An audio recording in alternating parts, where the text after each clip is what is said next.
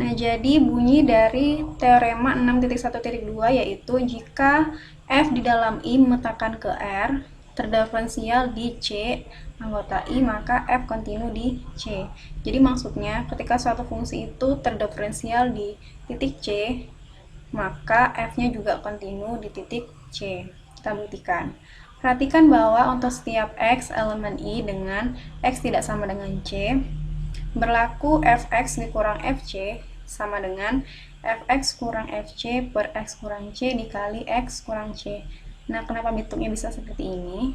Kalau kita perhatikan, jika ini kita coret sama yang ini, kan sama ya antara yang kanan dan kiri.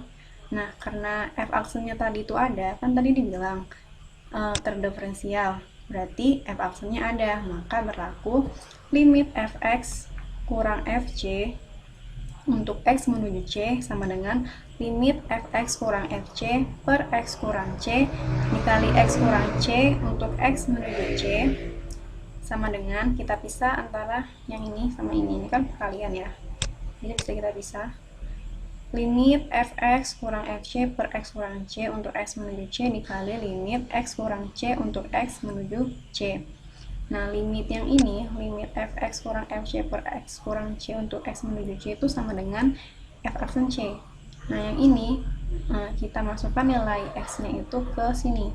Berarti nanti ini C dikurang C. C kurang C kan sama dengan 0 ya. Nah, limit dari suatu konstanta itu kan konstanta itu sendiri. Jadi limit 0 yaitu 0. Maka Fx kurang F aksen C dikali 0 sama dengan 0. Jadi limit Fx untuk X menuju C sama dengan Fc. Jadi F-nya itu kontinu di X sama dengan C. Jadi terbukti ya. Namun, kekontinuan dari fungsi F di dalam I yang memetakan ke R pada suatu titik tidak menjamin eksistensi atau keberadaan turunan fungsi di titik tersebut. Jadi maksudnya tuh gini, suatu fungsi yang terdiferensial di titik C tadi kan pasti kontinu tuh di titik C. Namun kalau suatu fungsi yang kontinu di titik C belum tentu dia terdiferensial di titik C. Contohnya nih seperti ini. Perhatikan fungsi F di dalam bilangan real yang memetakan ke bilangan real dengan Fx sama dengan mutlak X untuk X nya anggota bilangan real, jelas bahwa F-nya kontinu di X sama dengan 0. Selanjutnya akan kita tunjukkan bahwa F-nya itu tidak terdiferensial di 0. Jadi bentuk fungsinya seperti ini. Fx sama dengan X-nya bernilai positif jika X-nya itu lebih besar sama dengan 0. Dan X-nya bernilai negatif jika X-nya lebih kecil dari 0. Selanjutnya diperoleh limit Fx dikurang F0 per X kurang 0 untuk X-nya yang bernilai 0-nya positif sama dengan, tadi kan Fx itu mutlak X ya, nih. Jadi mutlak X dikurang 0 per X, karena 0-nya tadi bernilai positif. Jadi X-nya positif, sama dengan 1. Kenapa 1? Karena ini mutlak X itu kan sama dengan X. Ya, X. Jadi X per X sama dengan 1.